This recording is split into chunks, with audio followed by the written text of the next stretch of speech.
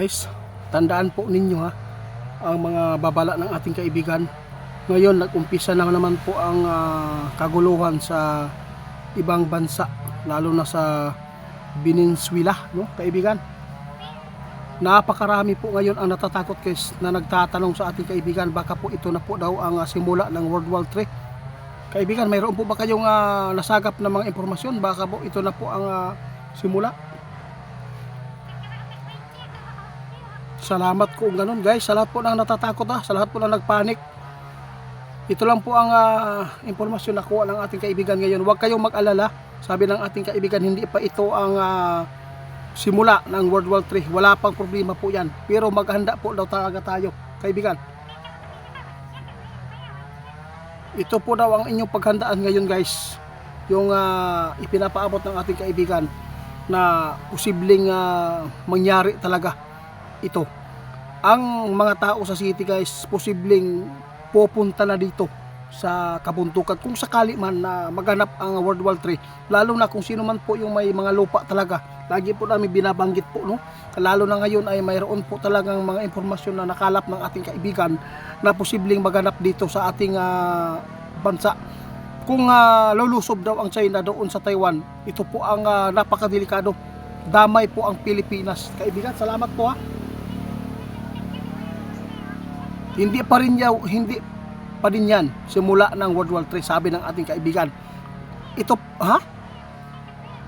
sana po kung mangyari man, sana hindi na lang, no? Guys, nakakatakot. Naagay panahon, no? Palapit daw ang digmaan. May panahon talaga guys na kakailanganin po ng tao ang bundok, kung sino man po ang nakapagtanim na ngayon ng mga pagkain sa bukid, swerte po ang lahat ng nakapag-ready, lalo na yung mga tao na nakatira sa syudad na may lupa sa bundok. Swerte po kayo, dahil kung sakali man magkaroon talaga ng digmaan, at least mayroon tayong mapupuntahan. Kaya sa lahat ng makapanood, maging alerto lang po lagi tayo.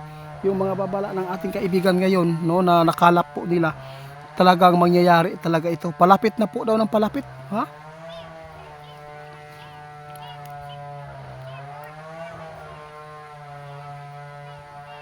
Hindi pa daw natin alam guys ang nakita ng ating kaibigan itiit.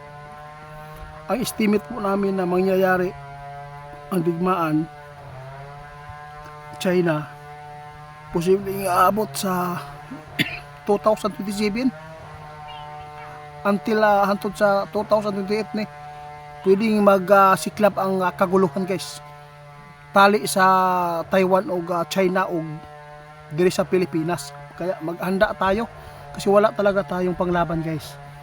Ultimo ang ato ang bansa, ultimo, walay laban, di ba? Maoning giingon ni kaibigan, para masipti ang tanang tao kay kabalo mo, ang unahon gud diri og pulbos ang syudad, no? Ang pinakaunang pulbosin dito ang city. Walang mapupulbos dito sa bundok. Ano po bang masisira nila ng mga itinatayo ng mga gobyerno, di ba? Saan una-unahin? Ang syudad. Kaya sinabi ng ating kaibigan, pinapauna na ng ating kaibigan na posibleng mawalan ng tao ang city dahil dito. Ito po ang meaning yan, Kaya kung mayroon man kayong mga kababayan po dyan sa ibang bansa ngayon, no, i-share po ninyo, baka wala kayong lupa sa kabundukan, no, huwag kayong mag-atubili, bumili para mayroon tayong matataguan pa kung sakali man lulusobin po ang city. No? Totoo yan kaibigan.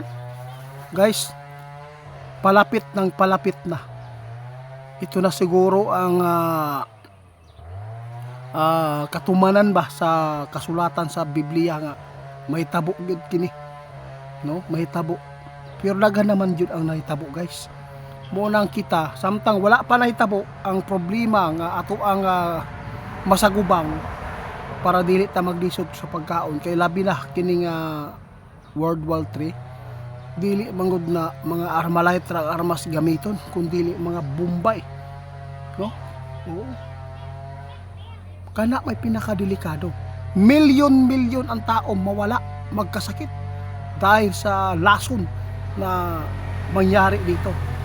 Tirang matibay, kaya pinapaalala lagi ng ating kaibigan na ang kabundukan dapat ingatan. Kung mayroon tayong mga lupain dyan, kailangan alagaan natin. Kasi wala tayong mapupuntahan ngayon. Kawawa dito ang tao sa syudad. Alam po ba ninyo saan yan pupunta? Dito yan tatakbo, sa probinsya o sa bundok. Pero kaibigan, ito na po talaga ang nakita po ninyo. Palapit ng palapit. Nako, palapit ng palapit guys ha.